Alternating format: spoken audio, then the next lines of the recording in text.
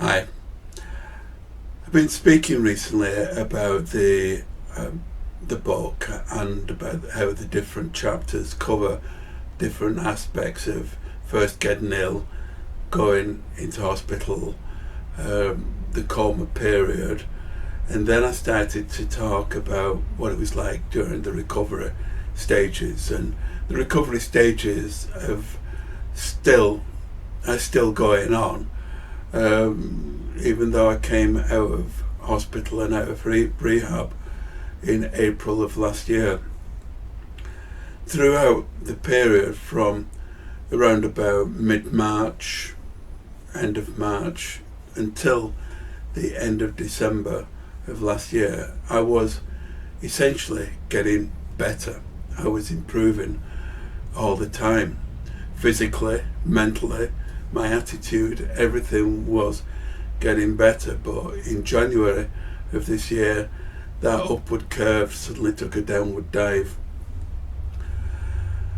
And I went into something of a depression, and I found it very hard to control or even contain. I would find myself going into fits of tears and sobbing and all upset and all sorts of things, and I needed help. Being able to talk provides some of that help. Being able to talk about these things provides some of that help. And I needed to speak to a counsellor, and I have spoken to a counsellor, and I have been referred on for specialist trauma counselling, because essentially what has been happening is that everything that was going on last year suddenly hit me. And I was talking to a counsellor over the past few days, and one of the things she said to me really struck a chord, because this time last year, and in January of last year, when I first got this, and I was in hospital in January of last year, and I would be saying to the doctors, I would be saying to my family, my friends, as much as I could, that I felt blessed. I felt blessed by my life, even though they were telling me that my chances were getting slimmer by the day. I was able to be really quite resolved to both the prospect of an imminent death and the fact that I was going to fight that. I wasn't going to just accept it. And I was, on the one hand, feeling very blessed and feeling really quite relaxed and matter of fact about it, and on the other, quite determined to beat it. And I'd not been able to resolve the issue. I've not been able to reconcile the issue of how I was able to do that at that time, be so strong and so matter of fact about the fight, and then over the past few weeks crumble, really fall apart, not be able to handle the feelings, overwhelming feelings that've been hitting me every day, until I spoke with a counsellor over the past few days. I have been referred on for trauma counselling, because what's been happening is essentially I've been going through post-traumatic stress. And one of the things that's really important is being able to talk about these things, and in particular to talk to Glenn, to talk to my wife about it, to talk to my brothers, to talk to my kids about it, let people know that I need the help, I need the support. And that is what this group is about. You know, being able to talk, being able to say some of these things, being able to ventilate these feelings, the difficulties that we face. And I'm hit by this at the moment. I'm hit by something, well, realizing what has happened to me, what was happening to me, getting it into a context, getting an understanding of it. That's something that I needed to do, and having now got that, I'm able to start taking the steps forward a little bit.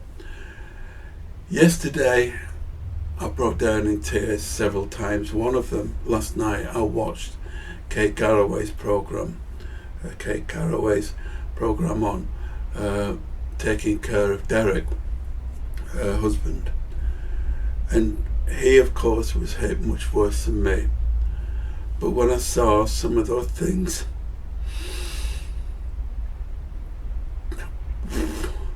when he came home,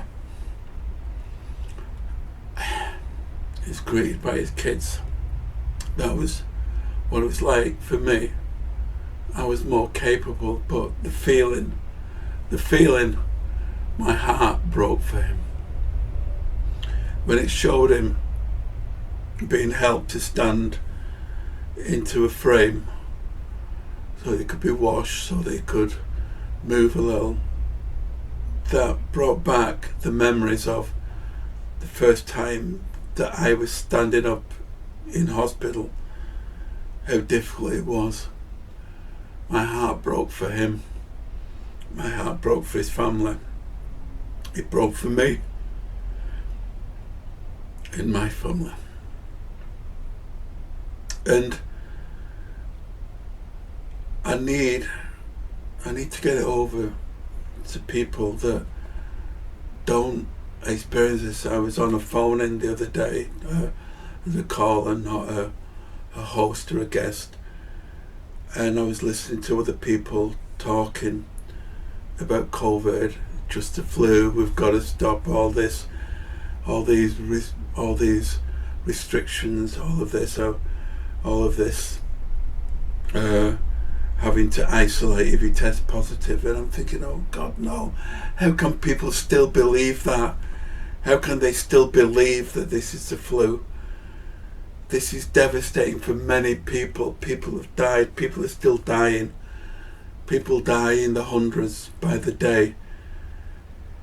And now people are saying, oh, it's fair enough if I get it. I actually heard a man say that if I tested positive and I felt all right, I was still going to work.